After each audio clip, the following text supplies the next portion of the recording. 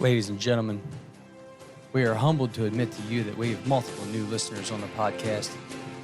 This can only be attributed to the fact that we've been putting out more content lately, and who are we but simple servants to the concrete industry, and we must give the people what they want. With that, welcome into a new segment of the Add 10 Gallons Concrete Podcast. This is Add 10 More. Because when was the last time you were on a job site you didn't hear Add 10 More? In this segment, we'll come to you with hard-hitting topics that involve the entire industry, maybe not directly, but certainly indirectly. Topics that we should all be aware of, we should all keep an eye on, and we all need to be a little bit more educated on. We're here to do that for you. We'll do the research, we'll do the digging, and we'll report the news and the straight facts straight to you here on the Add 10 Gallons Concrete Podcast. This segment, Add 10 More, will air every Tuesday, most every Tuesday, for your viewing pleasure. So without any further ado, let's get into it. How we doing, boys? You like that? You like that? That's one take. That was one take. But before we start talking about anything, hey, we're here because we got sponsors. Sir. We are sponsored by the tremendous product that we represent on a daily basis called Add10 208. Joey, what do you know about Add10 208? Well, Add10 208 has helped several ready-mix producers, especially in the Southeast and all across the Atlantic, in various parts of the country with their manufactured sand issues. We got guys that are having natural sand trucked in from like 100 miles away, paying $30 a ton for it. They're throwing some Add10 in the mix. They're increasing their manufactured sand percentage in those sand blends, and they're getting manufactured sand from 2 miles down the road instead of 100 miles, and they're saving literally dollars per yard on their concrete. So that's what Add10's been doing. And tell me, Joey, if anybody wants to find out if Add10 is a fit for them so they can use manufactured sand, how do they get a hold of you? Yeah, you can email me directly. That is j.bell, B-E-L-L, at activeminerals, all one word, .com, activeminerals.com, activeminerals.com. Well done, sir. Well done. And that intro, Josh, that was just a thing of beauty, man. Been dreaming it up for a couple hours now. Is that Top Gun? No. I was going to ask you guys, what movie is that from? Yeah. Early 90s, 1990. It was 1990 specifically. Starred Tom Cruise, and I might have watched it no less than 200 times in my life. Mission Impossible. Nope. Days of Thunder. Yes. No. Dude, that intro song to Days of Thunder where they have like just the scene of like the event leading up to the Daytona 500 gets me juiced. that was so good. Goosebumps. Dude. That was so good. Goosebumps. And honestly, it's like a, I don't know, minute 45 intro, and I had to cut that thing down to 40 seconds. It's one of the hardest things I've ever had to do. No, that was great. And this is called the Add 10 More segment. Add 10 More, yep. Love it. It's going to be less than a half hour, kind of a quick hitter, but it is a deep dive. Yep. We're going to get smarter here on the program, and today we're talking about New Jersey law. What's it called? It's called the New Jersey Low Embodied Carbon Concrete Leadership Act. Whew, that's a mouthful. And it is labeled as a crucial step towards New Jersey's decarbonization. Not only will this law help to drastically decrease their carbon emissions, it will also provide an economic benefit to the manufacturers of greener technology. And that is quite a word salad. Lucky for you listeners out there, we have come to cut through all that BS and tell you what it's really about. My favorite thing about this topic here is that it kind of gives incentives to the political left and the political right. We stay away from politics here, but when you start talking climate change and carbon emissions, it's hard not to get lumped into those discussions and the climate change narratives coming from one side of the aisle. But this bill specifically goes over to the other side of the aisle and says, what if we lower your taxes? And it's like, well, hey, all right, hang on, wait a minute. You just passed a law forcing me to do this. Well, you know, we're not forcing you, but if you do it, we'll lower your taxes. And I like that. That's the conversation I'm here to have. Right. You essentially have to implement ingredients, implement products that are, quote unquote, eco-friendly, greener, less carbon emissions. So you're talking about a cost associated with that, with making those changes in order to be to have a smaller carbon footprint. Yeah, exactly. And I want to give a shout out. There are companies that made this happen. So this wasn't like the state didn't just come out and like, you know what, I have a great idea. What if we give taxes back to the people? That's not what New Jersey did. There were concrete companies behind the scenes that went to the lobbyists and said, hey, you want this green stuff to happen? Well, it can happen, but we need to get something. Like you're wanting us to do something for nothing. You're wanting us to make green concrete for free, and it's not free.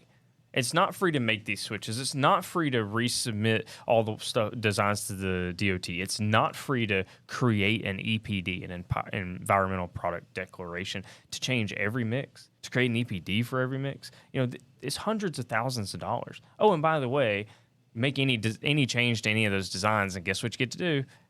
Change the EPD, resubmit, more money. These guys, these services that create the EPDs, they're charging you subscriptions every month to keep that data access to that database. Oh, and guess what? Every 5 years, your EPD's no longer valid. You have to redo all of them. Minimum of every 5 years. So there's a massive cost to this. And they said, we're not going to do this. You need to incentivize. You need to help us out here. And so that's what this New Jersey law kind of meets them in the middle on that. Well, and I think the industry kind of had a champion in this because, doing research into here, Lionel LeMay is, the VP of the National Ready Mix Concrete Association.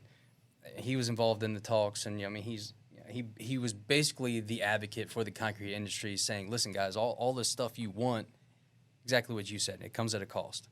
You can't expect people to shell out this money and get nothing in return for it. So let's talk about what the concrete producer does get.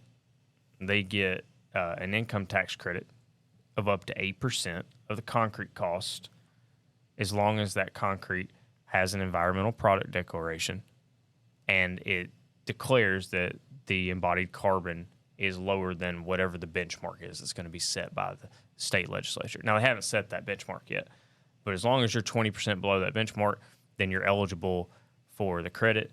The credit is actually split between two different sources. So there's a 5% credit on the total project cost for the provision of the low-carbon concrete materials, and there's a 3% credit that actually goes toward you actually establishing those EPDs. So they pay you back some of your money for establishing those EPDs. But there are limits.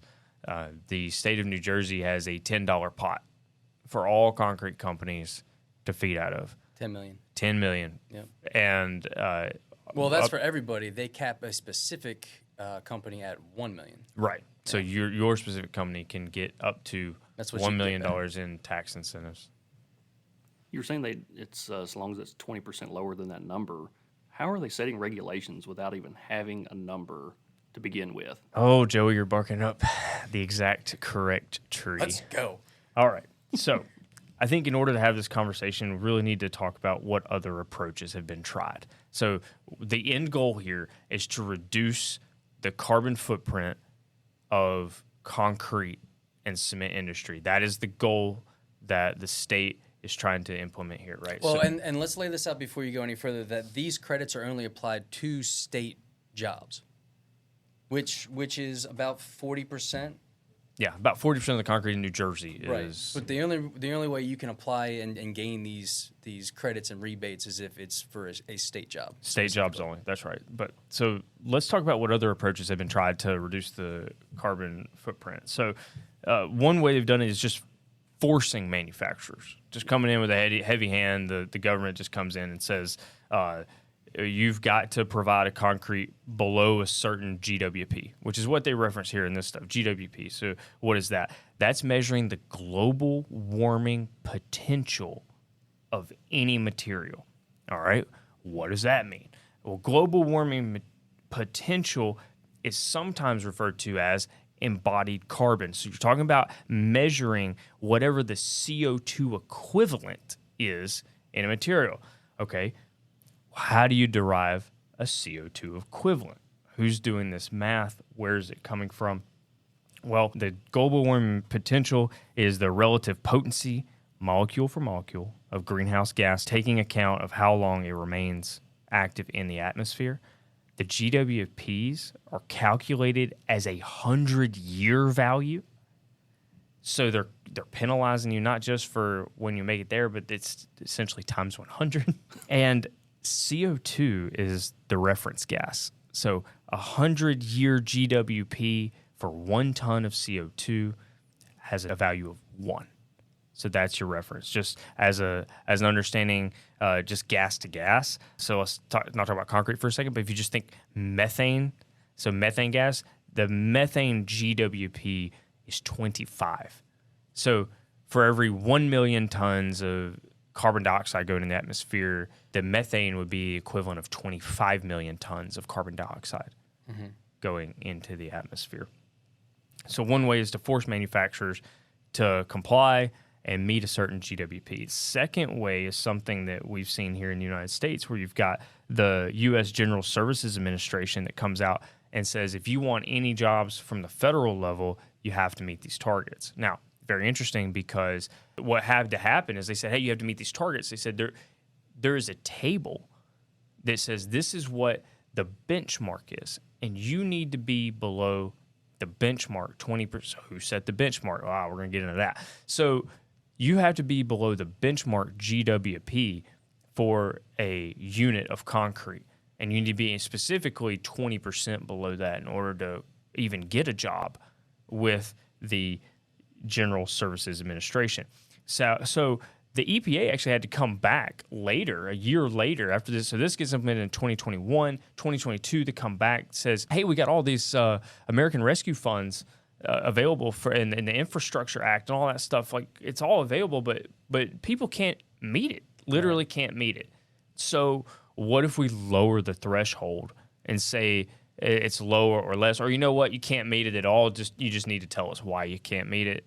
Because in a lot of these places, these products aren't available, technologies aren't available. The government is actually way ahead of technology right now. So you've got all these roadblocks that are trying to be implemented, but they're just having a real hard time. So just as an FYI, the table that the U.S. General Services Administration puts out, that a 4,000 PSI concrete generally equates to a GWP of 346. So 1 cubic meter, by the way, not cubic yard, 1 cubic meter of 4,000 PSI concrete has the same environmental impact as releasing 346 tons of CO2 into the atmosphere. Really? Is that not insane? So where did they get that number? So where did they get that number for the GWP? Who made this table is what I went on a deep dive and found out. And if the listeners out there have listened to our carbon-specific episode, you're about as enraged as we are. So the United States is using this table, and you say, all right, where did this, and then they're saying you have to be 20% below that benchmark. All right, where did this benchmark come from? Okay, so the benchmark was set from, the government got it from a policy guideline proposal submitted by the New Buildings Institute. So the NBI has a stated goal to require all new buildings in the United States to eliminate operational carbon by 2030. By 2050, all new buildings are required to eliminate operational carbon and significantly reduce embodied carbon. All right, now we're getting into definitions. What on earth is operational carbon, and what is embodied carbon? All right, let's talk about that for a second because it's important. Embodied carbon is the greenhouse gas emissions arising from the manufacturing, transportation, installation, maintenance, and disposal of building materials. So almost all of what we think of like CO2 emissions in a life cycle analysis are coming from the embodied carbon. The operational carbon is what's produced when you're actually manufacturing the product. So when you're manufacturing cement, the actual emissions that are coming out of the kiln during the manufacturing of the cement. So those two things together, the operational carbon and the embodied carbon together, are part of that life cycle analysis of any material that's going into the concrete mix. And NBI's stated goal is to eliminate all of those. So I went in and first read the New Jersey law. And the New Jersey law says there are 6 ways you can earn these credits and get your income tax money back. Number 1, you can have a higher energy efficiency when you're actually making the concrete or making the cement at the plant. Number 2, you can use a low carbon fuel substitute when you're making the materials at the plant. Number 3, you can use local materials resulting in reduced emissions for truck hauling. So like Joey was saying with the man sand, don't haul sand from 100 miles away, haul man sand from 2 miles away. You can actually declare on your EPD that you've got a lower value when you do that. Number 4, reduction in clinker content in the cement by a substitution of SCM. That one seems like it could be pretty easy to hit. Number 5, capture and storage of the greenhouse gas emissions at the cement plant or the ready-mix plant.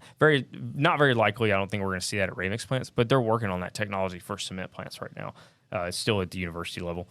And number 6, utilize any of that stored carbon in concrete. So things like carbon cure, basically, is the 6th way that you could lower your GWP value, which right now the benchmark is set at 346. And after I read the law and found out what the table is created by the New Buildings Institute, but the New Buildings Institute didn't create that table either. It goes even further. The New Building Institute took that benchmark from a 2021 report from an organization called Building Transparency. So Building Transparency has leading sponsors of Microsoft, Google, and the softwood and lumber industry. Yep. So why does the softwood and lumber industry, why would they be sponsoring Building Transparency? Why does that have anything to do with our discussion? Let's go back to the MBI's report, who took the Building Transparency table, who then the New Jersey law adopted the MBI's table. They mentioned very specifically in their report on low carbon concrete and how to get reduce the embodied carbon in concrete construction. There is a specific line buried in the middle of that report that says, this report does not make a note about timber and the impacts of timber in the construction processes. Right. And I'll expand on that. Not just the CO2 equivalent from the timber industry, but destroying animal habitats. Right. And all the emissions related to clearing those forests. So why... Well, and erosion as well. And erosion as well. Clear forest, it leads to erosion. Destroying, yes, lower grade lumber as well, because it's just not the same when you've grown a tree for 20 years versus 200. Right. So why does all this matter? Each of these organizations is sourcing its data from the exact same person. The NBI took its definitions and goals from a group called the Carbon Leadership Forum. The Carbon Leadership Forum is a team of folks at the University of Washington that's led by the chair of their Department of Architecture. Just so happens that buildingtransparency.org, that organization is housed where? The University of Washington. Yeah. And wouldn't you bet some of these same folks are on that group too. So you have what looks like completely separate entities that are taking the exact same statistics, the exact same stats, the same tables. They're repackaging them in cute little distribution packets, nice little pictograms, and they're feeding it to the federal government, and they're feeding it to the state government, and they're feeding it to the New Buildings Institute. And now when the state sits here and says, well, I've got a report from the New Buildings Institute, I've got a report from buildingtransparency.org, I've got a report from the Carbon Leadership Forum, and all of these people are telling me they've come to the same conclusion. Yeah, they did. It's the same person. It's the same person. This person is out there, and they're sponsored by super high-end tech companies and the lumber industry. Right. Right. So basically, lumber lobbyists are better than concrete lobbyists at this point. That's what it boils down to. My God.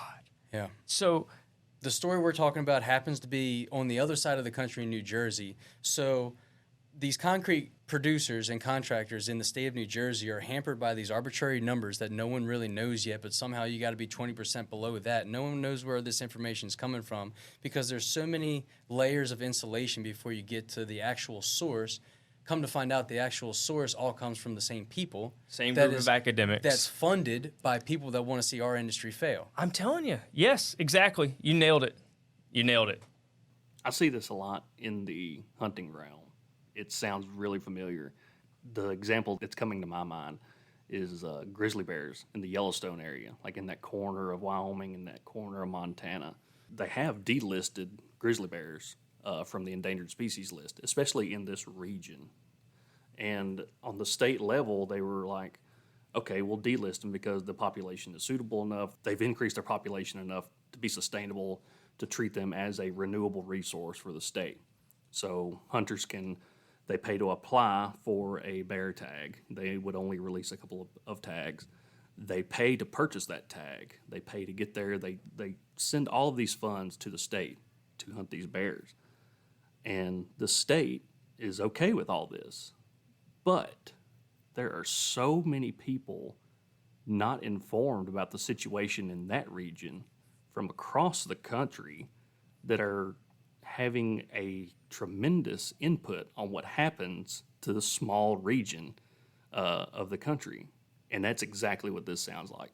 It sounds like there's a bunch of people out in Washington that have their own agenda and their own goals and their own research, quote unquote, and their own statistics and data that come from Washington, and they're implementing that to New Jersey. It's exactly what this sounds like. It sounds like a bunch of people from across the country just sticking their nose into a bunch of people's business.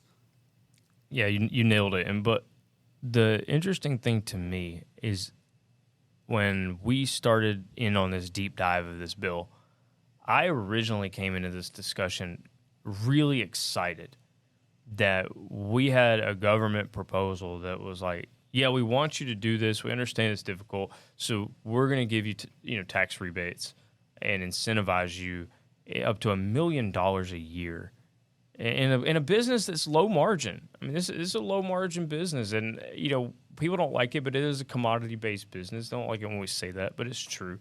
And if you're able to get $1 million in tax rebates, tax incentives, it just makes all the sense in the world to go ahead and get out in front of this and start working on it. But as I started digging into it, and I saw the hoops you're going to have to go through to achieve these metrics, and I saw where the metrics came from, I'm just telling you, boys, follow the money. Yeah. I'm not sure. I think we need to take a harder look at some of this stuff and make sure that we're all doing what's best for the industry.